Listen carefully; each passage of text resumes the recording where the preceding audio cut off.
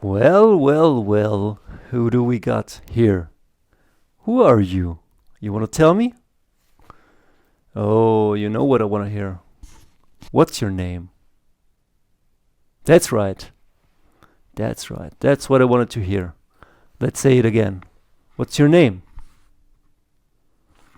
Yep, that's right. But now I tell you my name. My name isn't Negan. My name is Dario. And I know the world wants you to be Negan because this is the problem. The problem is that everybody wants you to be, what they want you to be.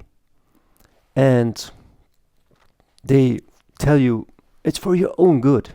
Yeah, it's for your own good. And so you trust the people you know and your parents, society. Everybody knows best. But you know who I trust? I trust myself. You know why? Because I had to learn the hard way.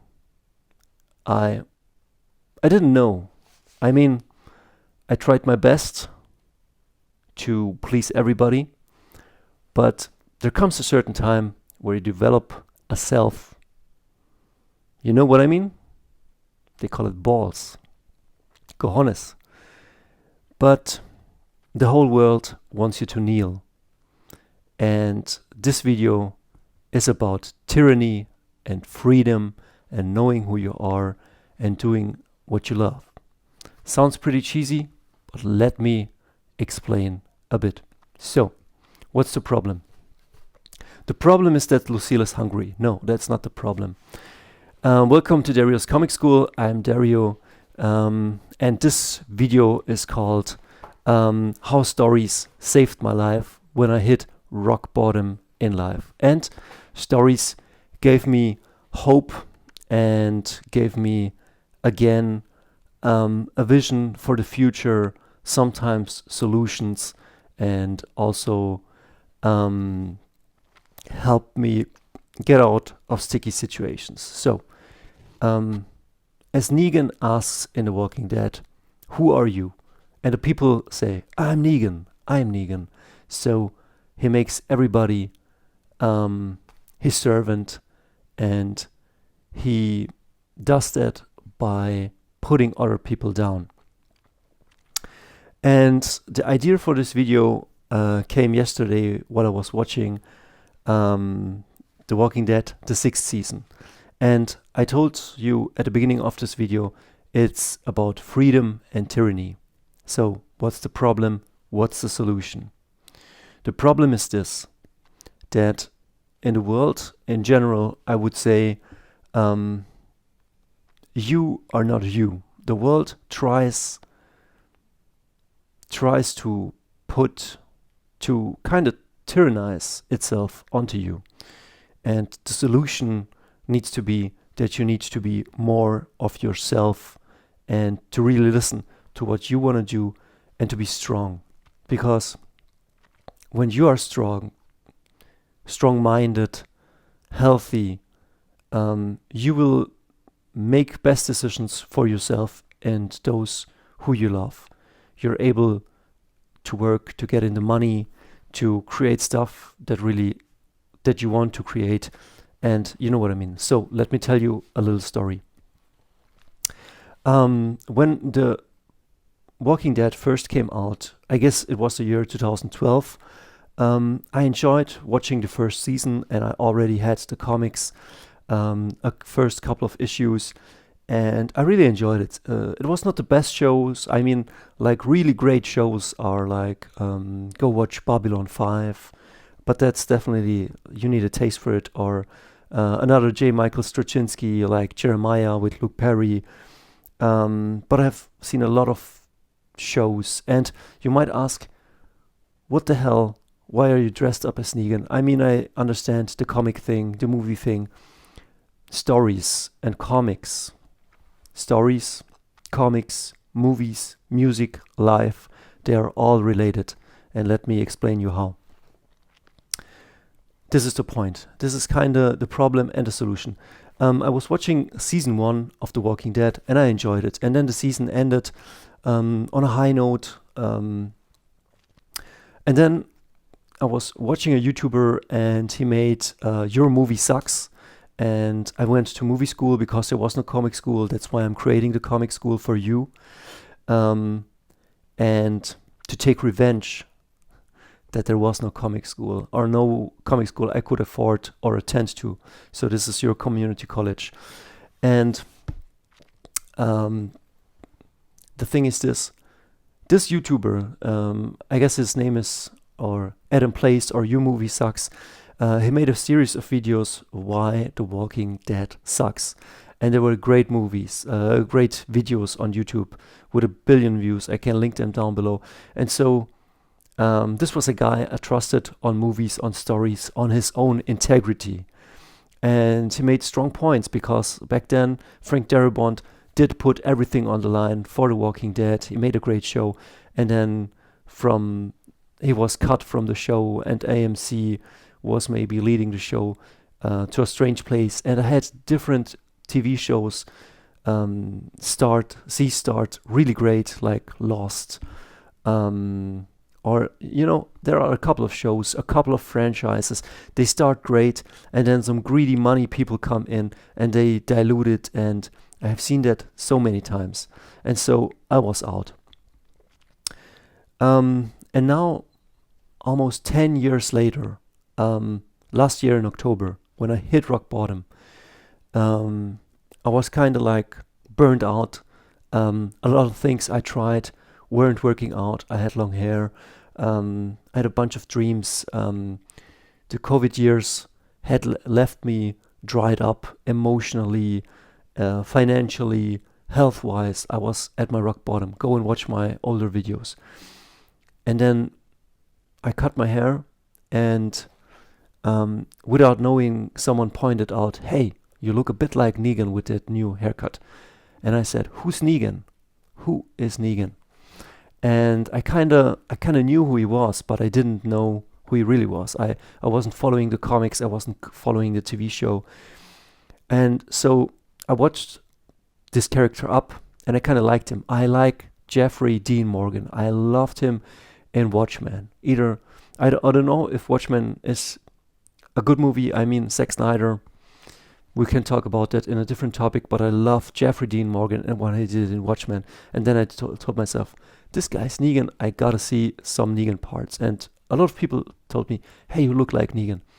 And so I saw it as a sign from the universe that maybe I have to Negan up a bit. And I was researching a story about storytelling. They say there are 7 major story plots. We will come to this in future videos. And one of these major story plots is rags to riches. And in each story, the hero starts below the happiness line, then he goes up a bit, then he goes down, then he learns his lesson. But there is one thing that's called rags to riches. And this character starts way down here. He starts maybe an orphan, maybe like his whole upcoming is trash and everything goes wrong. And then he goes from rags to riches because he has definitely some great spirit. He's able, but he's not yet strong enough. He must face mostly in this story a tyrannical system, maybe a king that's tyrannical, and he could be a future king, he could be a future ruler, but he's missing a point. He has definitely empathy to the people because he knows suffering, but he lacks the strength and the results of the tyrannical king ruler. You get the idea. And he needs to learn also not only to be empathetic, but also to be a goal-getter, to be a beast. He needs to toughen up. And so I heard the call and I watched a later episode. I watched the first episode of Here is Negan, and I liked it. And then I started rewatching the show. I had seen the first season, so I thought, man, maybe I should watch the second season. But I restarted watching, and as I started rewatching the season, and now we come to the point, I started realizing how good the show is. It's not the best show. I mean, there are a lot of good shows. I have down in my links below a movie channel which is under construction, but there's a lot of great shows. But I kind of liked it. And you see, I was trusting the voice of another person I trusted. And I didn't watch the show because he told me it's wasted time, don't watch it. But then I started to watch the show. I started to read the comics again. Are they the best comics? No. But they have some great and some weak points. But the really important thing is I enjoyed the show and I enjoyed the comics. Reading them, exploring the universe, with all of its ups and downs.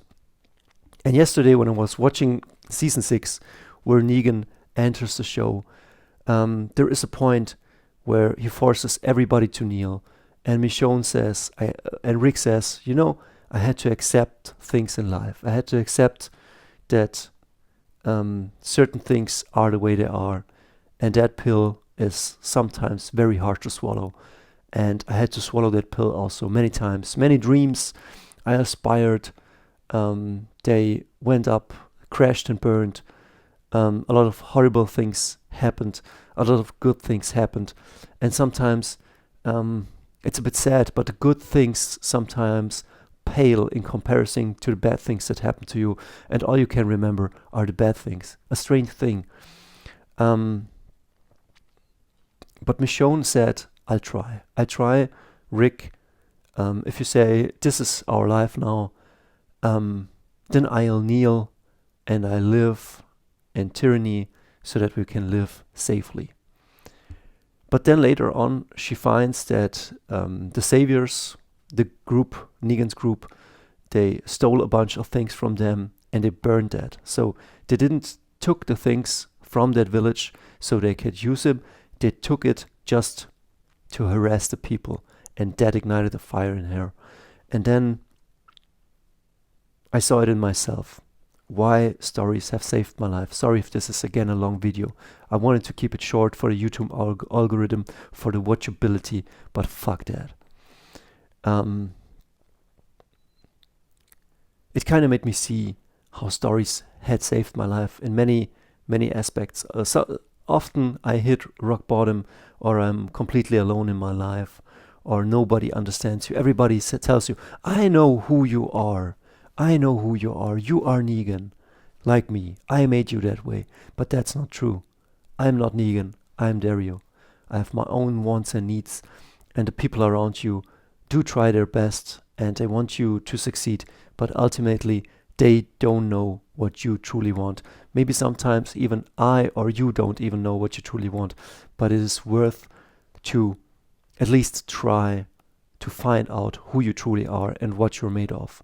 That doesn't mean that you should do stupid things, but that you should follow your gut and your heart and your soul and not just be somebody who kneels. And so the solution is this. In my hardest and toughest times, or yesterday, I was also watching something called Physical 100, and it's a bunch of Asian girls and dudes, pretty muscular, fighting who's the strongest and best. And I was watching that, and I definitely got a good feeling. I aspire to be strong and able and to be a fighter one day. And I started to go back to the gym and train hard. I got a Brad Pitt Fury workout, which is a normal workout that trains the chest, your legs, you know what I mean. And I got in the mindset, maybe I should learn to fight. Doesn't mean I have to fight a cage fight or something like this, but just to get sometimes a fighting routine. And I started putting things into my body that do not belong there. Like smoke, it doesn't belong in your lungs. In your lungs, air belongs. And I don't know if sugar belongs in your body. Probably not. And maybe we should eat natural foods.